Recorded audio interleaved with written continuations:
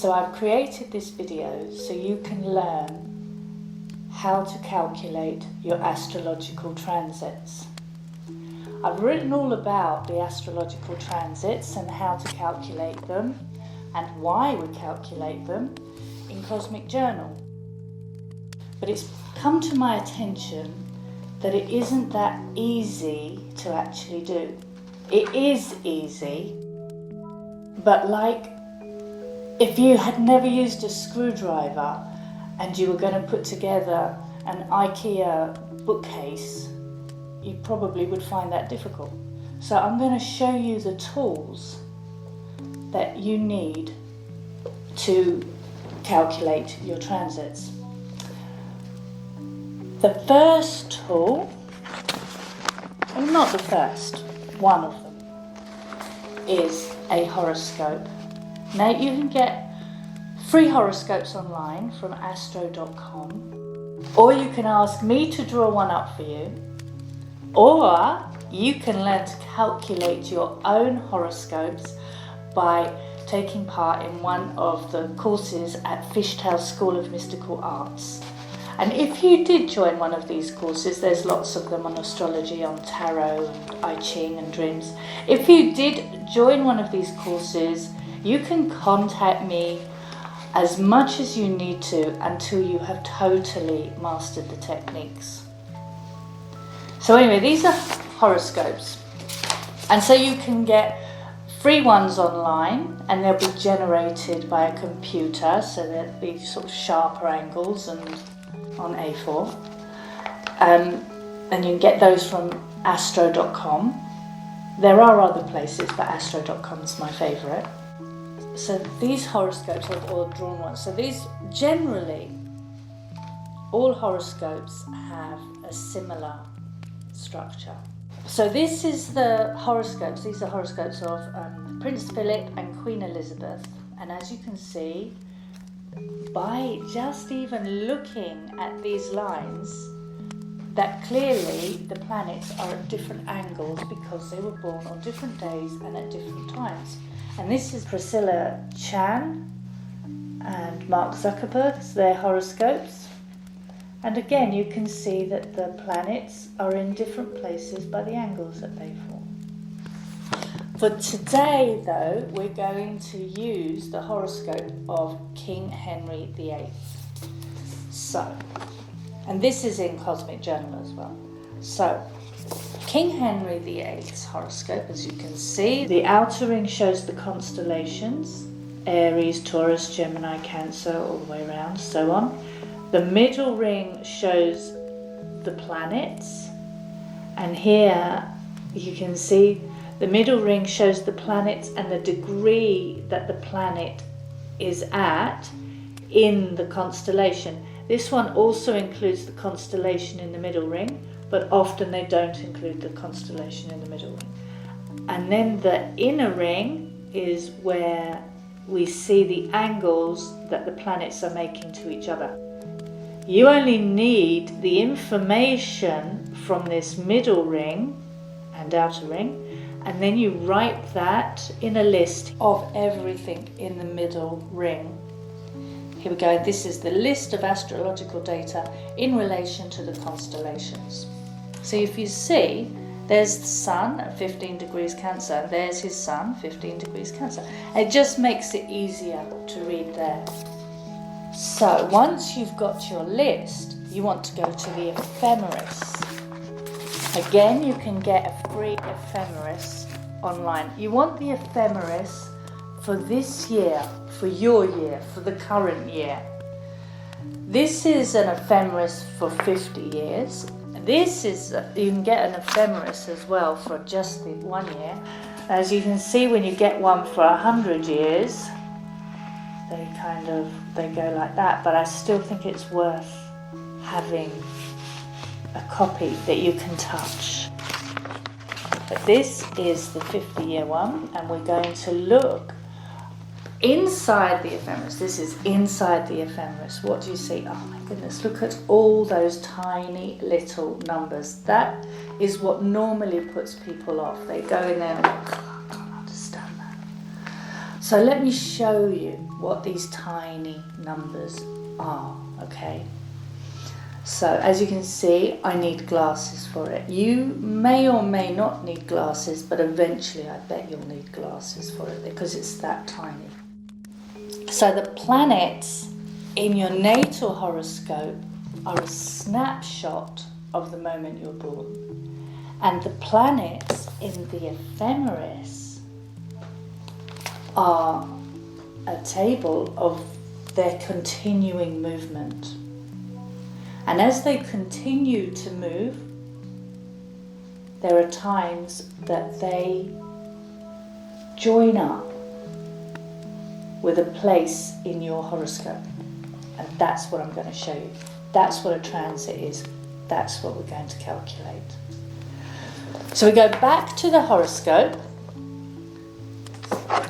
back to the list of astrological data, and we're going to look for July 2020. We're just going to start there. We're going to start with the sun. And as you can see, King Henry VIII's sun is at 15 degrees Cancer. He doesn't have anything else in Cancer. So we go to the ephemeris for the current year. And we're going to look at July 2020. There we are. We have July 2020. Here we have the numbers, the day of the month. This column is the sidereal column. You don't need this column. Not for this, you don't need this column. You do need this column if you're going to calculate horoscopes, but you're not going to be calculating them. You're calculating transits. The horoscope has already been calculated. And these are the planets. Sun, and this is the moon at midnight, the moon at noon, the north node, Mercury, Venus, Mars, Ceres, Jupiter, Saturn, Uranus, Neptune and Pluto. Now those little symbols, I'm sure you remember, are the same as these little symbols in here. You see? Those little symbols were the very ones we were looking at in the ephemeris. So we go to the ephemeris and we will have a look. So what we will do is see, these are the planets as they are today, as it were. Okay, so we're going to look for when the sun reaches 15 degrees Cancer. As you can see, there's Cancer at the top, that tiny little symbol there. All the constellations are written at the top of the table for every month. Okay, so there's Cancer, and we look for the sun to reach 15 degrees Cancer. Now, that would be about 6 p.m. on the 6th, or 7, or we could just say all day on the 7th. You can look out for both days. So that's when the sun reaches 15 degrees Cancer, 7th of July. So we write that at the back of Cosmic Journal. We write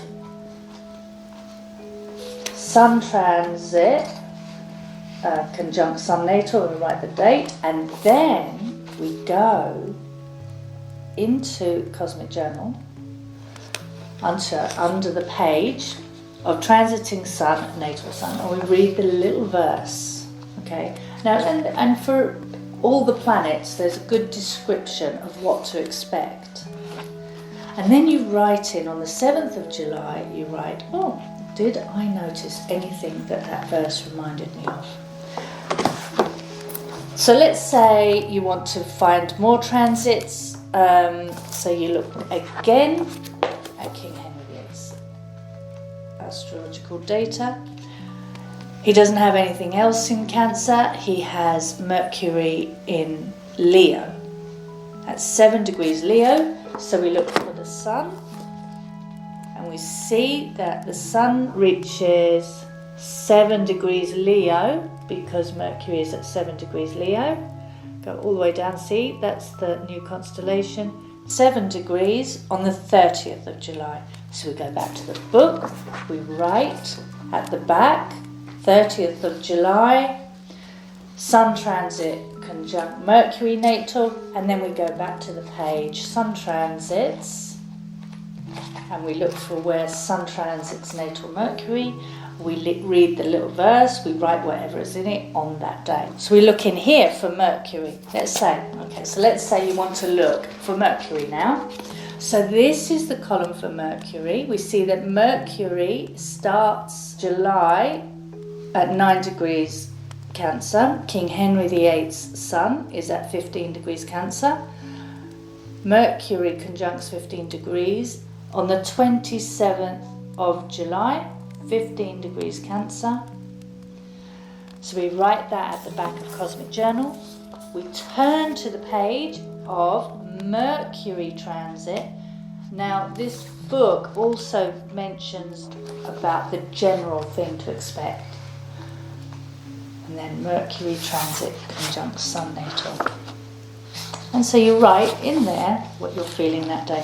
Venus transits. Venus is beginning July.